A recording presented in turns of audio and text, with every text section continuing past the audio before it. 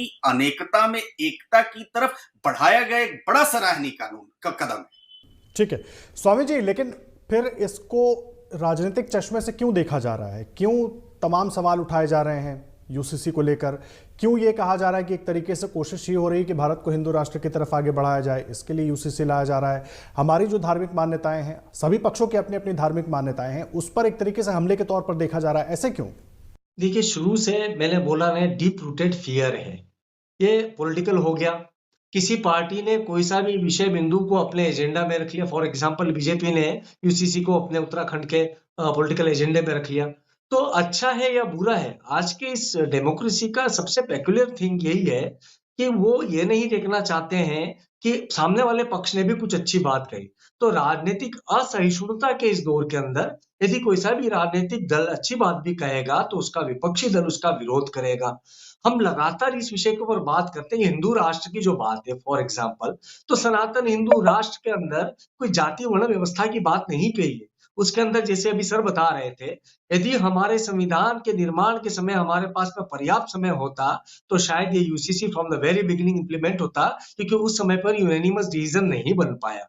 किंतु वहीं पर यदि हम भिन्न नीतियां हैं, हमारे वेदांग है, उनका अध्ययन करते तो आप पाते कि सदियों पूर्व भी हमारे यहाँ पर समान नागरिक संहिता वाला ही नियम था। रामायण का अध्ययन कर लेते तो मालूम पड़ जाता है कि किस प्रकार का समानता का बोध था। रामायण को ही पढ़ लेते तो मालूम पड़ जाता कि एक पत्नी वाला जो विषय लागू करा राम लक्ष्मण भरत शत्रुघ्न ने, रामायण को ही पढ़ लेते तो पॉपुलेशन कंट्रोल कहा जाता है कि चारों भाइयों के दो दो ही संतानें थी। तो for example these are the things कि यदि कोई व्यक्ति हर चीज को पॉलिटिसाइज करना चाहता है तो ये राष्ट्र के लिए नहीं, लोकतंत्र के लिए नहीं शुभकर है, बल्कि ये कहीं ना कहीं एक विघ्न संतोषी बातें हैं। यदि कुछ चीज इस यूसीसी में बुरी लग रही है तो उसके ऊपर खुले मंच में चर्चा होती, वो करनी चाहिए थी। सबको आमंत्रित किए थे, सबके सुझाव आमंत्रित किए थे, सबने सुझाव दिए। और रही बात 2.5 लोगों से पूछा या 25 लाख लोगों से पूछा, मतलब नहीं है जी।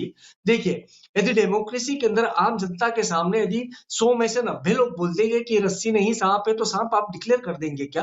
डेमोक्रेसी की अपनी एक मर्यादा है, अपनी एक लिमिटेशन है।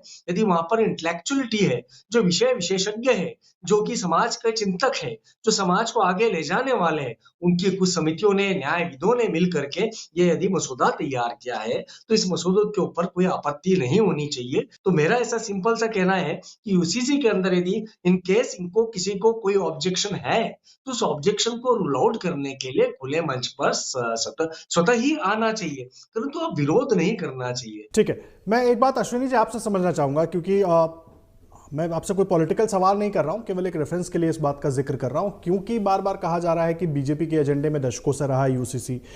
गोवा में है यूसीसी, पहले से चल रहा है, उसको लेकर कोई विवाद हम नहीं देखते हैं। उत्तराखंड में अब तैयारी चल रही है, बिल पेश हो चुका है। आगे सरकार की तरफ से शायद कुछ इस तरह का प्लान हो, क्योंकि 14 जून को यूसीसी पर सार्वजनिक 22वें विधि आयोग ने 14 जून को यूजीसी पर सभी धार्मिक संगठनों से और अलग अलग पक्षों से 30 दिन के अंदर अपनी राय देने को कहा था। तब भी एक बार फिर ये चर्चा खूब चली थी। सवाल यह है कि अगर केंद्र की तरफ से यूसीसी पर काम किया जाता है और जो राज्य अपने अपने हिसाब से यूसीसी लेकर आ रहे हैं, क्या इन दोनों ही कानूनों में अगर भविष्य में ऐसा होता है तो सामंजस्य बैठाना होगा, या एक बड़ी पिक्चर किस तरीके से बनकर आएगी यूसीसी को लेकर, उसको थोड़ा समझाइए। देखिए, ये जो यूनिफॉर्म सिविल कोड है वो राज्य और केंद्र दोनों की शक्तियों में है।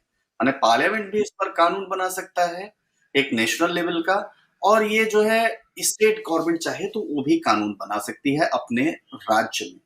तो ऐसा नहीं है, लेकिन धीरे धीरे जब सारे राज्य देश के इस पर एक कंसेंसस पर आ जाएंगे तो निश्चित तौर पर ये जो है एक यूनिफॉर्म देश में कानून बनेगा। दूसरा, हिंदू सक्सेशन एक्ट और इंडियन सक्सेशन एक्ट की जो धाराएं हैं, उन किसी धारा को ओवर रूल नहीं किया गया है।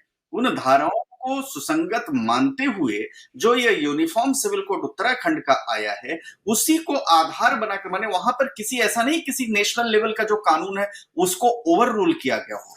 दूसरी बात, आदर्श भाई, वह विवाह पर क्या नहीं लगता कि हम जब आदर्श राम राज्य की बात करते हैं तो प्रभु श्री राम ने तो स्वयं एक पत्नी और 2 बच्चों का जीवन, हम दशरथ राज्य की इसलिए कर रहा हूं क्योंकि इस पर भी खूब हिंदू मुसलमान करने की कोशिश हुई, इस पर खूब राजनीति रही, आखिर क्यों? समझाइए जरा। जी देखिए, हमारा जो भारतीय सनातन है, जो संपूर्ण जीवन निर्जीवन के लिए बराबरी की बात करता है, बराबरी के न्याय की बात करता है। यदि हमारी जो मौसम की व्यवस्था है, हमारी प्रकृति की जो व्यवस्था है, सूरज यदि किसी को रोशनी देता है तो समान रूप से देता है। तो जो समानता का जो विषय है, ये लोका समस्ता सुखिनः भवन्तु वाला है, सर्वे भवन्तु सुखिनः वाला है। तो ऐसी स्थिति में यूनिफॉर्म सिविल कोड लगाना इसलिए आवश्यक था कि हम देख रहे हैं, पॉलीगैमी को देख रहे हैं, बहुविवाहों को देख रहे हैं, उससे होने वाले, उपजने वाले अपराधों को देख रहे हैं। हम नारी अत्याचार को लगातार कितनी सदियों से देख रहे हैं एक वर्ग विशेष के अंदर। हम क्या सभ्यता के दायरे में यदि आना चाहते हैं या हमारी मानवता को भी हम इवोल्यूशनाइज करना चाहते हैं, तो ऐसी स्थिति में यूसीसी बेहद आवश्यक था। इसमें कोई शक नहीं, परंपराओं के नाम पर कई बार मुर्दों को भी ढोया जाता है, यानी कि कई सारी गलत कुरीतियों को भी ढोया जाता है। कई बार ये विवाद उठा हिंदू मुस्लिम वाला, तो उस समय पर मैं अक्सर कहता आया था कि ईदी अमीन युगांडा का राष्ट्रपति था, जो मानव भक्षक था, नवजात शिशुओं की वो कच्चा खा जाता था। यदि उनके वंशज कहीं आकर के हमने शरण दे दी हमारे देश के अंदर, तो ये मांग करेंगे कि हमारी तो परंपरा ही, तो ये परंपरा मानवतावादी नहीं हो सकती। तो मानवता को समान रूप में आकलन करने के लिए, स्थापित करने के लिए एक समान कानून का होना आवश्यकता है, समान आचार संहिता का होना आवश्यक है। हम अपने-अपने हिसाब से अपने कानून का निर्धारण नहीं कर सकते। देखिए, हमारी इस भूमि के ऊपर इसका भूभाग का जो इतिहास रहा है, उस इतिहास का अध्ययन करते हैं, तो चाहे इसके अंदर हम माने कि राजसी व्यवस्थाएँ थी, किंतु राजसी व्यवस्थाओं के अंदर भी उन जितने शासक थे, उन्होंने भी सनातन का जो मानवीय पहलू है, उसके आधार पर ही अपने कानून बनाए थे। कुछ उग्र कानून थे, जो देश काल परिस्थिति के बाद में अनुसार धीरे-धीरे करके कट शॉर्ट होते चले गए। बीच में तो यहाँ तक आपने देखा कि फांसी तक पर प्रतिबंध लगा। तो हम मानव यदि बनना चाहते हैं, तो हम सबको एक मत से स्वीकार करना पड़ेगा कि हम सब एक ही तो हैं, हम में भेद कहाँ? कोई जाति का, वर्ण का, धर्म का, ये भेद यदि खत्म करना है, हमें किसी भी प्रकार का पहाड़वासी, जमीनवासी, इनके बीच के संघर्ष को खत्म करना है। तो इस संघर्ष को खत्म करने के लिए एक कानून होना आवश्यक है और इसीलिए यूसीसी की जो प्रस्तावना है, इसका मैं स्वागत करता हूँ जी। नहीं, वो बात आपकी ठीक है, लेकिन देखिए, बात अगर हिंदू धर्म की करें तो हिंदू धर्म में भी कई विविधताएं नजर आती हैं। बहुत सारे हिंदू अलग तरीकों से अपनी धार्मिक मान्यताएं हैं, बहुत सारे हिंदुओं की अलग धार्मिक मान्यताएं हैं। उस लिहाज से देश की जो विविधता रही है उसके लिहाज से अगर देखें, क्योंकि एक पक्ष जो है उसको लगता है कि यूसीसी के जरिए उन पर हमला करने की कोशिश हो रही है या एक तरीके से उनको लिमिट करने की कोशिश हो रही है। स्वामी जी, तो क्या ये समझा नहीं पा रहे हैं या वो समझना नहीं चाह रहे हैं? होने चाहिए।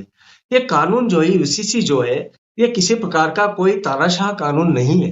ये सबको समान रूप से आकलन करने वाला, जज करने वाला कानून है। सबका आचरण को समान करने वाला कानून है।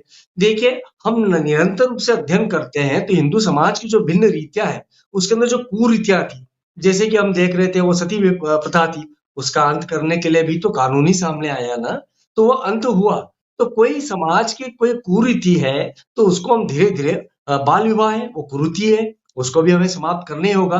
कोई सा भी वर्ण हो, कोई सा भी धर्म हो, उसके अंदर बाल विवाह एक अपराध ही माना जा रहा है, तो उसे अपराध मानना चाहिए।